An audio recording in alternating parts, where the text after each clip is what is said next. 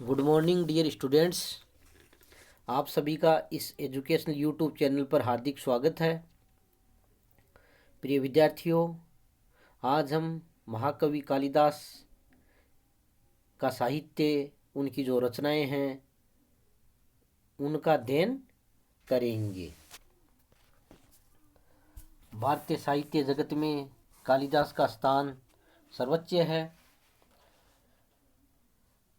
जिस प्रकार वाल्मीकि द्वारा रचित रामायण तथा वेदव्यास द्वारा रचित महाभारत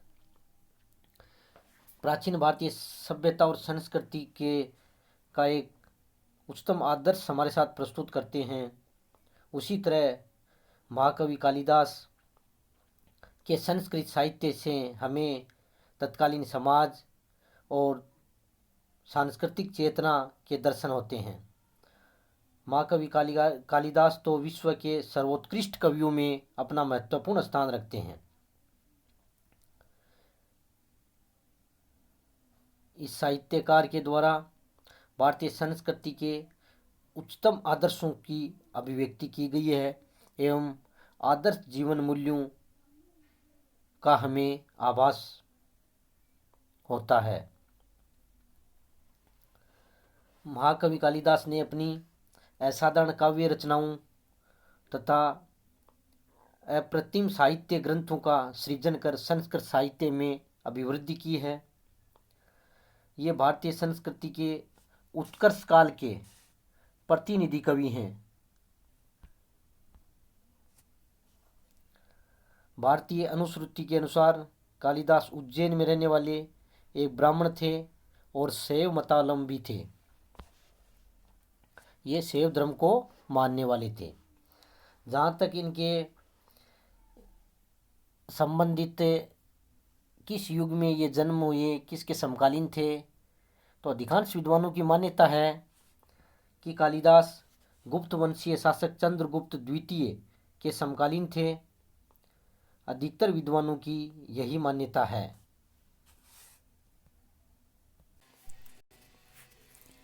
कालिदास के जीवन परिचय के बारे में भी हमें प्रामाणिक जानकारी का अभाव है। फिर भी अनुश्रुति के अनुसार ये मान्यता है कि अपनी पत्नी से अपमानित होकर वे घर से सीधे काली के मंदिर में आ गए थे और उनकी श्रद्धा और भक्ति को देखकर देवी अत्यंत प्रसन्न हुई और देवी काली की कृपा से कालिदास समस्त शास्त्रों के ज्ञाता और महान कवि बन गए थे। ऐसा भी कहा जाता है कि देवी काली की आराधना और कृपा से ज्ञान प्राप्ति होने के कारण ही उनका नाम कालिदास पड़ा है। जो भी हो, लेकिन इतना स्पष्ट है कि कालिदास ने अनेक वर्षों तक विद्या अध्ययन करके सभी शास्त्रों, ग्रंथों व व्याकरण में निपुणता प्राप्त की थी और बाद में गृहस्थ आश्रम में प्रवेश कर अनेक प्रसिद्ध ग्रंथों की रचनाएं की। तो कालिदास की रचनाएं, महाकवि कालिदास की रचनाओं में 4 काव्य ग्रंथ हैं।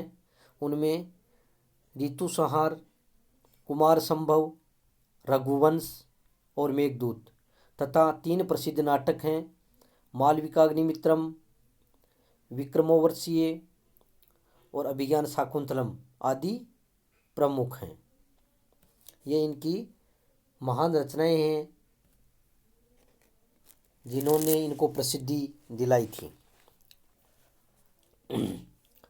ऋतुसंहार ये एक गीति काव्य है। इसमें 6 सर्ग हैं और प्रत्येक सर्ग में एक ऋतु, क्रमशः ग्रीष्म, वर्षा, शरद, हेमंत, शिशिर और बसंत ऋतु तक 6 ऋतुओं का बड़ा ही सुंदर और सजीव वर्णन इन्होंने किया है।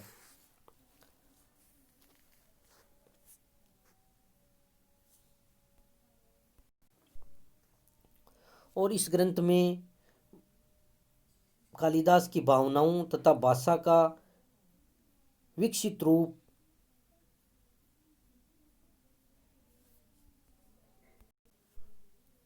हमें मिलता है। उनकी दूसरी रचना है कुमार संभव। ये एक उत्कृष्ट महाकाव्य है। इसमें 17 सर्ग हैं और इसकी जो कथा वस्तु का आधार है वो शिव पुराण और विष्णु पुराण में वर्णित कथाएं हैं। किंतु कालिदास ने अपनी कल्पना से उन पौराणिक घटनाओं में जो नवीनता सरलता उत्पन्न की है, इससे काव्य मौलिक प्रतीत होता है। इसके प्रथम सर्ग में पर्वतराज हिमालय के सौंदर्य का वर्णन है, दूसरे में वसंत ऋतु और तीसरे में शिव की समाधि, चौथे में शिव द्वारा कामदेव का दहन, पांचवें में पार्वती की तपस्या और कुमार कार्तिकेय का जन्म आदि का वर्णन है। कुमार संभव में पार्वती के सौंदर्य, शिव पार्वती विवाह है आदि के जो प्रसंग हैं वो अत्यंत ही भावपूर्ण एवं सुंदर हैं। काव्य कला की दृष्टि से ये बहुत ही उत्कृष्ट कोटि की रचना मानी जाती है। रघुवंश कालिदास की रचनाओं में तथा संपूर्ण संस्कृत साहित्य में रघुवंश सर्वाधिक ख्याति प्राप्त महाकाव्य है, जिसमें 19 सर्ग हैं और इसका मूल स्रोत है वो वाल्मीकि रामायण है। इस ग्रंथ में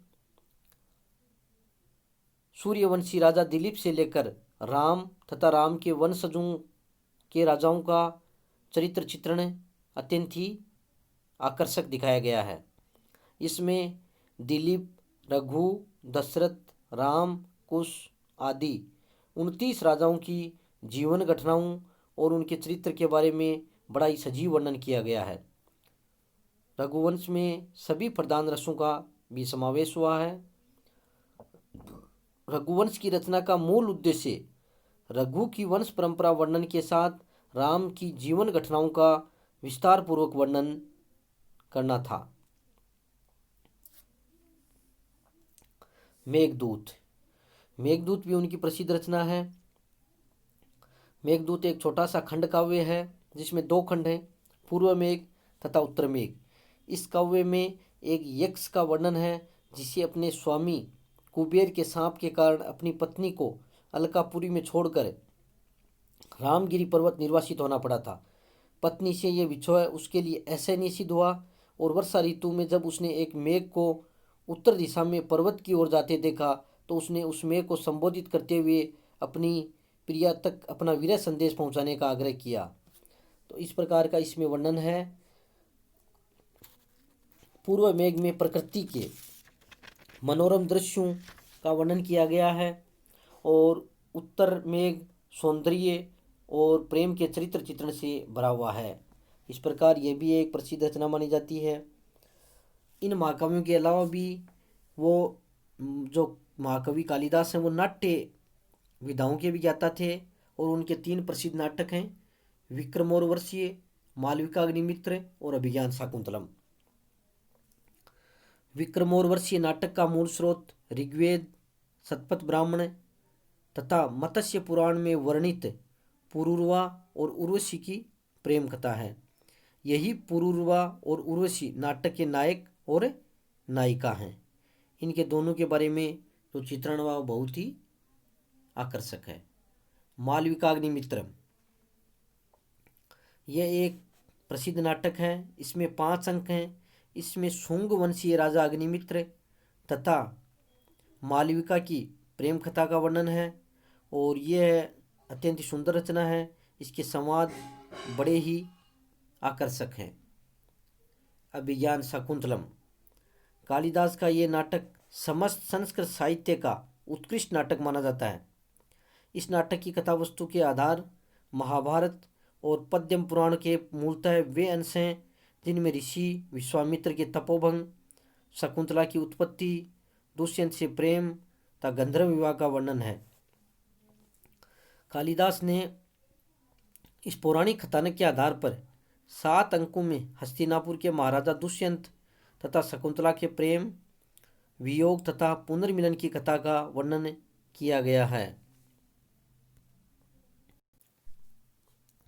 इस प्रकार जो महाकवि कालिदास की साहित्यिक विरासत है वो बहुत ही अमूल्य है और भारतीय संस्कृति में इनका महत्वपूर्ण स्थान है और कालिदास की गणना विश्व के महान और श्रेष्ठ कवियों में की जाती है।